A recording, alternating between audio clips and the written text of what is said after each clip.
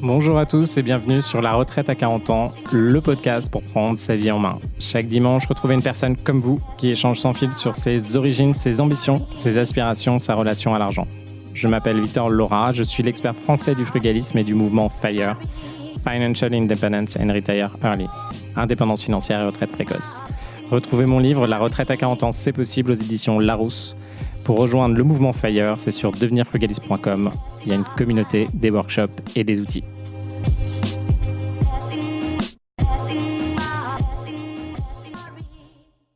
Bonjour à tous et bienvenue dans un nouvel épisode de La Retraite à 40 ans. Aujourd'hui, on va parler d'investissement à Paris. Alors, de ce que j'ai vu, les investisseurs, avant, ils se présentaient, ils étaient 30% à Paris et maintenant, ils sont plus que 5%. Et on va parler d'un cas concret qui est quoi faire sous les toits à Paris quand on a des taudis à reprendre. Alors là, on est dans un appartement qui est dans le 7e arrondissement de Paris, donc un arrondissement qui est très chic, qui peut convenir à beaucoup de choses. Moi, mes colocations, par exemple, que j'ai à Paris, servent beaucoup à louer pour Sciences Po Paris, où on a des étudiants qui, normalement, une grande partie sont étrangers et ont les moyens de bien louer.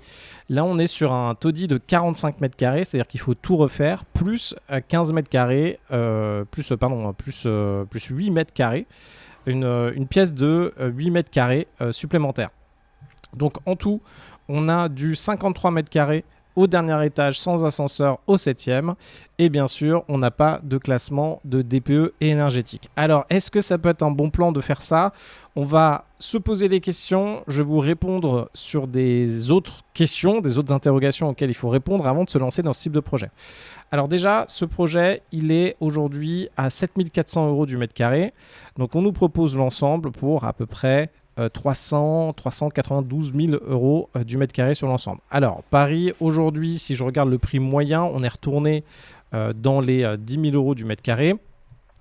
Si je regarde pour Paris, et si on regarde plus précisément le 7e, on sera largement au-dessus. Donc dans Paris, de façon générale, voilà, on est à 9 600 € du mètre carré pour les appartements. Et si je regarde le 7e, là, on va être au-dessus. Le 7e, on est en prix moyen, alors ça dépend où on se situe, mais on est en prix moyen à 14 000 € du mètre carré. Alors, est-ce que ça peut être intéressant ce type de bien ? Premier élément, c'est l'approche purement investisseur. Comme ce que je vous ai dit au tout début, il y a beaucoup moins d'investisseurs à Paris. Pourquoi ? Parce qu'aujourd'hui, on a des loyers qui sont encadrés. On a aussi une très forte pression sur les Airbnb. Donc, à moins que ce soit votre résidence principale, c'est quasiment, et de louer une chambre dans votre résidence principale ou de louer 90 jours votre résidence principale, c'est quasiment impossible de faire du Airbnb maintenant à Paris. Alors il y a encore quelques astuces, je vous en parlerai pour pouvoir continuer à louer, mais attention, la mairie de Paris fait une véritable chasse aux Airbnb et aux résidences secondaires. Ce qu'il faut savoir, c'est que le vrai combat de la mairie de Paris, ça ne devrait pas être les Airbnb, mais plutôt les résidences secondaires. De ce que j'ai compris, il y a à peu près 200 000 logements en résidence secondaire à Paris. Et là, ils veulent vraiment toutes les récupérer. Pourquoi il y a moins d'investisseurs à Paris ? C'est que d'un côté, du coup, on a un enjeu des normes écologiques qui sont là. Les normes écologiques, et on va en parler dans ce cas précis, vont vous demander d'augmenter largement, d'être en DPE louable, c'est-à-dire DPE D pour plus être des passoires énergétiques.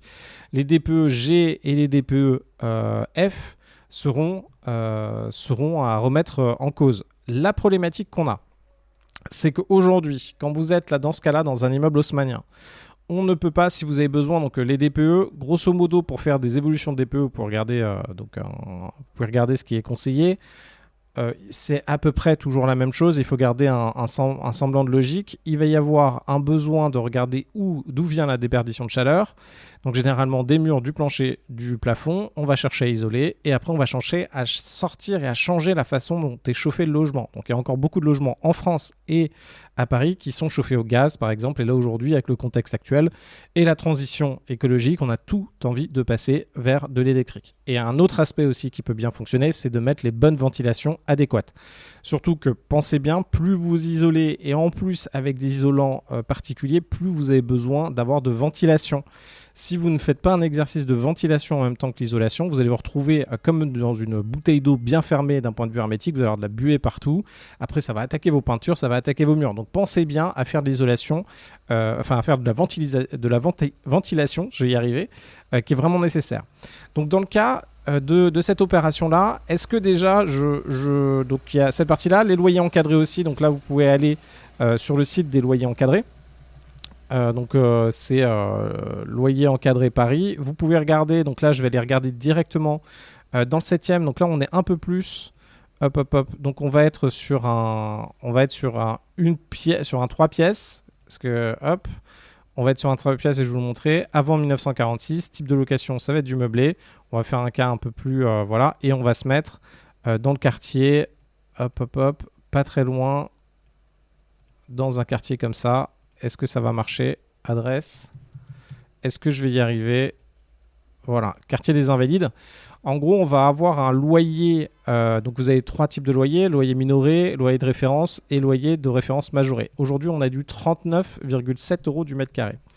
Donc, avec du 39,7 € du mètre carré, et là aujourd'hui, par rapport à ce que je vous ai donné, alors attention parce qu'on reparlera de la disposition, mais je vais prendre quand même le montant total de la superficie. Donc la superficie en totalité, on est à 53 mètres carrés. Et après, je vais vous en reparler parce qu'on a une problématique sur cette superficie. Et donc, vous êtes à du 2000 € par mois. Donc, si vous prenez ces critères-là, alors disons que vous prenez le bien en tant que tel. Donc, il y a plein de défauts en fait dans cette opération. Le premier gros défaut que moi je vois, ça va être ça va être le prix du bien en tant que tel. Alors, ça dépend, mais alors c'est plutôt être à quel prix on peut louer cet appartement-là. Donc là, aujourd'hui, si on respecte l'encadrement des loyers, on est à 2100 €. Si on veut avoir des opérations qui font du cash flow, ou du moins on n'est pas très loin d'avoir du cash flow, il faut qu'on soit à 10% de rendement brut. Donc 10% de rendement brut, ça veut dire qu'il nous faut à l'année, donc c'est 2000 €, à l'année ça fait du 25 000 €, je vais diviser par 10%, il faudrait qu'on achète quelque chose dans les 252 000 €. Aujourd'hui, à cause de ce loyer encadré, on devrait avoir un budget de 252 000 €. Alors attention, parce que là, on n'a pas pris en compte les travaux, on n'a pas pris en compte d'autres frais, etc. Donc déjà, on n'est pas possible. C'est pas possible parce qu'aujourd'hui, on est à 392 000 € pour l'ensemble du prix. Donc là, on a une problématique dessus. Attention, d'un point de vue locatif, en tout cas, pour un investissement locatif, ça passe pas. On va fortement être en cash flow négatif. Donc ça, c'est la première problématique. Vous êtes à Paris.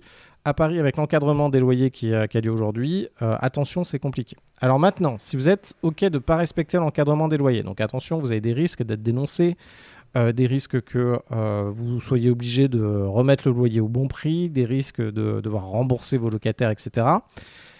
Imaginez, donc on a 2 éléments. Donc il y a une autre problématique, c'est qu'on a un 45 mètres carrés et un 8 mètres carrés. Le 8 mètres carrés, c'est une pièce à part, c'est inlouable. Le seul truc que vous pouvez faire, vous avez plusieurs choses que vous pouvez faire avec ces 8 mètres carrés si vous les avez. Un, c'est prendre le risque de louer ces 8 mètres carrés. Donc vous allez avoir en réalité énormément de personnes qui vont vouloir vous louer des 8 mètres carrés. Si vous êtes à peu près sécure, mais encore, vous le savez, si ça s'enclenche dans une procédure, vous n'allez jamais être vraiment sécure. D'après mes informations, vous pouvez le louer en tant que bureau. Donc vous pouvez mettre un bureau dedans et en fait vous allez avoir plein de gens qui vont vouloir louer l'appartement et en fait vont dormir dedans alors que vous l'avez loué en tant que bureau. Donc ça, il faut le savoir. Deuxième élément, par contre, si à un moment vous tombez sur quelqu'un de procédurier, la personne va vous louer ça et après va enclencher une procédure contre vous pour dire que la personne ne savait pas, même si vous la prévenez, vous la prévenez que c'est un bureau, qu'il ne faut pas dormir dedans. Bon, après vous vous retrouvez embarqué dans quelque chose. Donc ça, c'est un risque. Deuxième élément, dans 45 mètres carrés, si vous êtes vraiment chaud, et là de toute façon on est obligé de refaire beaucoup de travaux, donc attention encore une fois aux évacuations d'eau, etc. Mais sur 45 mètres carrés, si on est vraiment bon, on peut potentiellement réussir à faire 3 chambres. Donc ce sera 3 petites chambres. Et il nous restera 18 mètres carrés pour faire la kitchenette et la salle de bain. Donc, ça peut passer dans un 45 mètres carrés. Là, il faut vraiment l'optimiser. Là, entre guillemets, on a la chance de tout refaire de zéro. Donc là, vous êtes dans le 7e, donc un quartier qui est vraiment bien. Vous avez, vous êtes dans un quartier qui est sécure, un quartier qui est bien. Par exemple, si moi, j'envoyais ma fille seule à Paris, oui, je la mettrais dans le 7e arrondissement de Paris.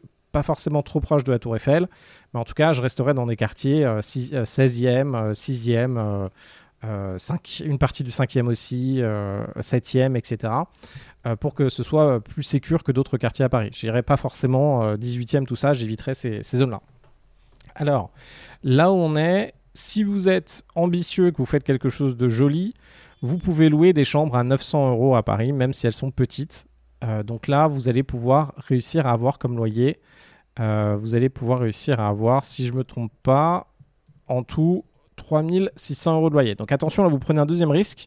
Le risque, c'est d'avoir des petites chambres, vraiment petites chambres. Et le risque aussi, c'est de louer le bureau, qui finalement, vous allez louer un bureau pour 900 € par mois. Attention à ce cas-là. Est-ce que ça va vraiment passer? Moins sûr. Mais vous allez plafonner à du 3 600 € de loyer. Alors, c'est à date d'aujourd'hui. Pensez bien qu'il y a l'évolution des loyers. Alors après, on ne sait pas ce que ça va donner Paris dans le temps.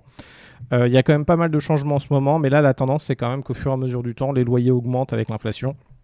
Donc au fur et à mesure du temps, une fois que vous avez loqué du coup votre emprunt, mais par contre vos loyers vont continuer à augmenter. C'est comme ça que moi j'ai pu avoir des cash flows positifs à Paris, enfin cash flow neutres à Paris, dans beaucoup d'appartements, parce que finalement les loyers ont continué à augmenter ces 15 dernières années, donc progressivement ça grignote votre cash flow négatif pour arriver sur du positif. Attention, quand je parle de cash flow, là en l'occurrence je parle de cash flow avec 110% de dette, c'est-à-dire que j'emprunte la totalité du projet pour avoir une véritable vision de ça.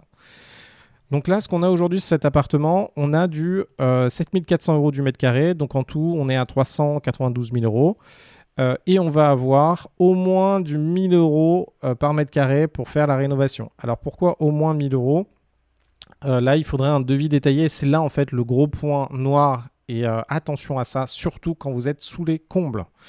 Donc il y a deux endroits qu'on déteste ou qu'un DPE déteste et c'est tout à fait compréhensible et c'est tout à fait logique. Le DPE va détester le dernier étage qui est sous la toiture et il va détester le rez-de-chaussée. Parce que le rez-de-chaussée qui n'a pas de lumière ou voit très peu de lumière. Donc en gros, dans un DPE de performance énergétique, vous avez plus de lumière au rez-de-chaussée. En gros, vous allumez la lumière toute l'année parce que vous n'avez pas de lumière. Vous avez plus de chauffage aussi parce que vous êtes plus proche du sol, donc il fait plus frais. Et après, vous remontez au dernier étage, 7e. Là, vous avez excessivement froid en hiver et vous avez excessivement chaud en été à cause de la déperdition de chaleur et le fait que vous soyez une passoire thermique réelle pour le coup. Vu ce qui se passe aujourd'hui, si vous voulez aussi louer à ces prix-là, il y a deux choses. Pensez bien qu'au bout d'un moment, si vous voulez continuer à louer, il faut que l'appartement soit acceptable et aussi pour vous, prendre le risque du DPE, ça peut être compliqué. Les normes DPE sont encore en train de bouger pendant 3 ans, et puis je pense que ça va finalement durer plus longtemps que ça. On va quand même pouvoir relouer les DPEG, etc. Après, c'est à vous de voir quand vous avez une grosse tension, en fonction des locataires que vous trouvez. Il y a plein de personnes qui vont louer avec des DPE qui ne sont pas viables. Attention, au fur et à mesure du temps, l'État va mettre de plus en plus d'éléments pour vérifier, checker les DPE, etc., pour contrôler ça. Du coup, dans votre cas, si vous voulez être bien sur ce logement-là, non seulement d'un côté, vous avez besoin de respecter l'encadrement des loyers, mais aussi de faire l'isolation. Et là, vous imaginez bien, alors j'ai pas vu les photos du logement, mais vous avez du mansardé. C'est-à-dire qu'à des moments, vous avez des choses qui peuvent être jolies, mais vous avez la toiture. Vous pouvez voir un angle chez vous du toit qui descend en diagonale dans votre salon, etc. Donc là, déjà, il faut vérifier le fait de réussir à mettre assez de chambres au dernier étage, ce qui potentiellement est censé être le plus louable le plus facilement possible. Deuxième élément, maintenant, il va falloir isoler. Et alors là, l'isolation, il y a un coût effectivement. Donc dans ce cas-là, minimum 1 000 € du mètre carré. Je pense qu'on sera même dans les 1 500 € du mètre carré pour les travaux. Et là, vous avez un problème. C'est qu'il faut mettre du 35 à 40% d'épaisseur pour avoir un R supérieur à 7 mètres carrés. Alors je ne sais plus l'unité, mais en gros, le R, c'est la résistance qui est nécessaire, résistance thermique. La problématique, c'est, vous pensez bien que c'est vraiment du 35 à 40 cm. Il y a d'autres types de revêtements que vous allez pouvoir utiliser qui sont plus fins, mais grosso modo, descendre en dessous de 20 cm, ce sera compliqué, surtout pour la toiture. Donc imaginez bien, vous avez votre toit. Donc là, ce qu'on va vous dire, oui, vous pouvez casser, il y a beaucoup de plâtre, vous pouvez l'enlever, vous pouvez l'isoler. Alors déjà, vérifiez ça parce que vous avez quand même 40 cm à les récupérer, donc 35 à 40, plus 5 cm, entre 3 et 5 cm de placo à rajouter. Donc vous avez 45 cm à rajouter. Là, comment ça va se passer? Généralement, on va mettre de la laine de roche ou de la cellulose et hop, on va coller ça, enfin on va mettre en 2 fois 20, en 2 fois, ou ça dépend, en plusieurs fois en gros, en mettant aussi des revêtements pour éviter que l'humidité aille là-dedans.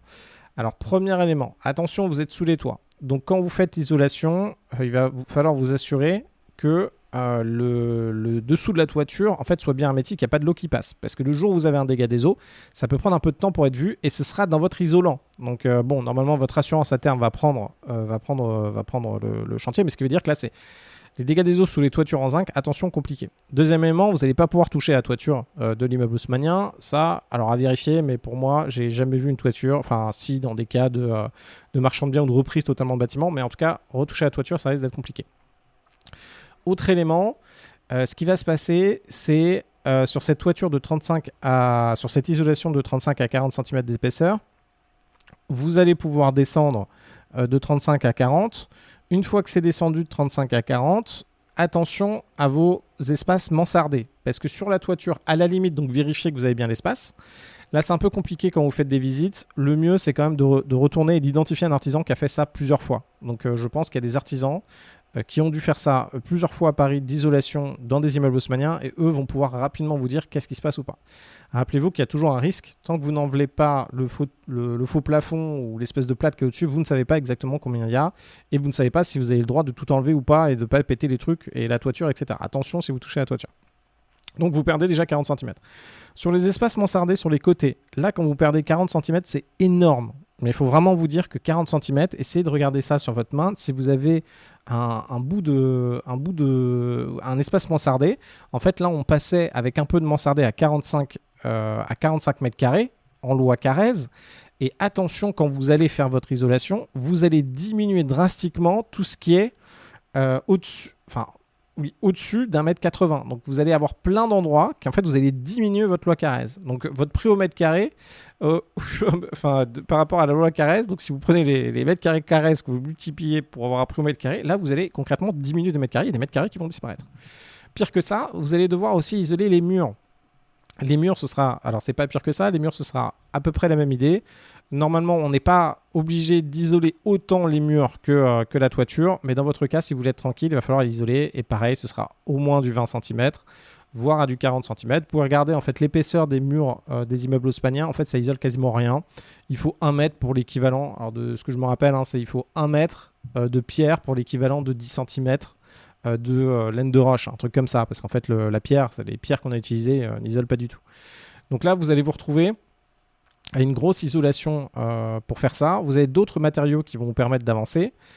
Donc vous avez pour du 14 à 16 cm. En fait, il faudra quand même en ajouter plus, mais vous avez le polyuréthane. Donc le polyuréthane, c'est une sorte de plastique. C'est quasiment ce que vous avez, de ce que j'ai compris, c'est quasiment ce que vous avez dans les. Enfin, en tout cas, ça ressemble à ce qu'on a dans les quand on se fait livrer des colis.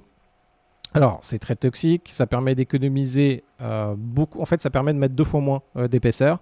Par contre, attention, il y a 2 problématiques principales. C'est d'un point de vue hydraulique, ça ne laisse vraiment pas passer l'eau. Donc, si une personne est dans la pièce, ça va faire de la buée partout. Donc, attention à bien mettre de la ventilation si vous faites ça.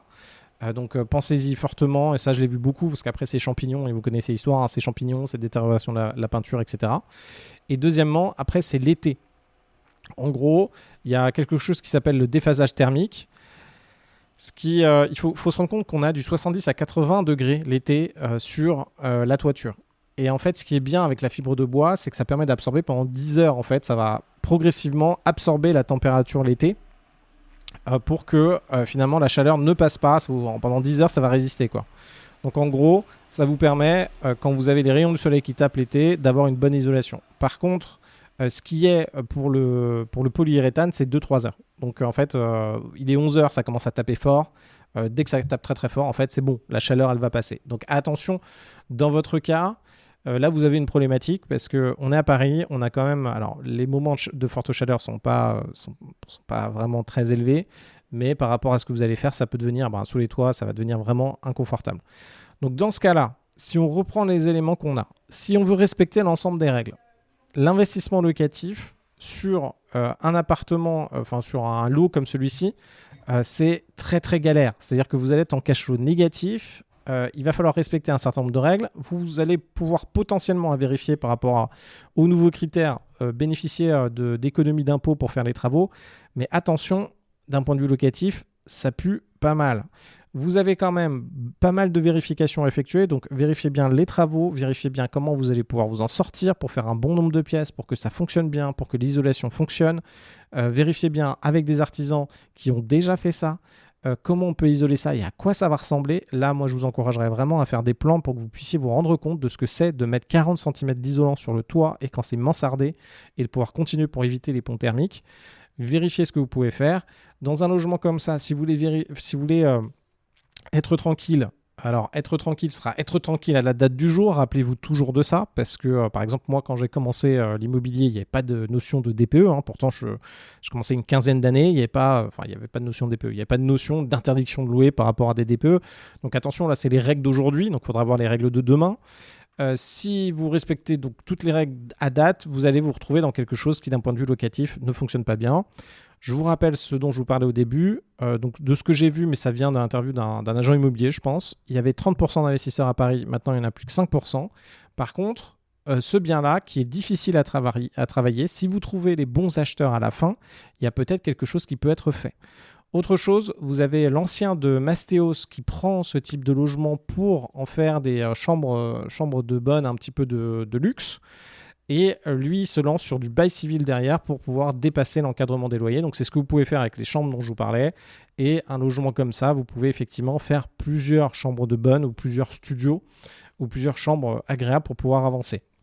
Là, par contre, oui, ça vous fait un actif qui, globalement, aujourd'hui, est très loué et très demandé. Après, attention à votre rentabilité. J'ai pas mal d'amis qui ont des stratégies pures chambre de bonne. Je pense qu'ils sont en léger cash flow positif ou cash flow neutre. En tout cas, ils sont contents de leur stratégie. Après, ça dépend de si vous voulez vous lancer là-dedans et si vous cherchez réellement à faire du cash flow ou pas. Je vous remercie, je vous dis à très vite. Merci beaucoup pour vos messages sur Instagram. Je les écoute tous, je vous réponds d'ailleurs. Merci beaucoup pour tous vos messages sur LinkedIn aussi. N'hésitez pas à me contacter, à m'envoyer un petit message. Et si vous pensez à quelque chose d'intéressant, si vous avez déjà fait ce type de projet, n'hésitez pas à me contacter et on en parle avec grand plaisir.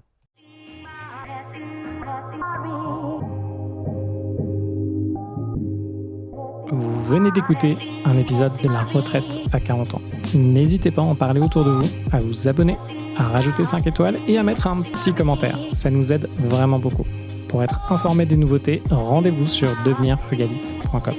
Une question ? Je réponds sur LinkedIn, Victor Lora, L-O-R-A. Et surtout, n'oubliez pas, vous êtes déjà au top. À très vite.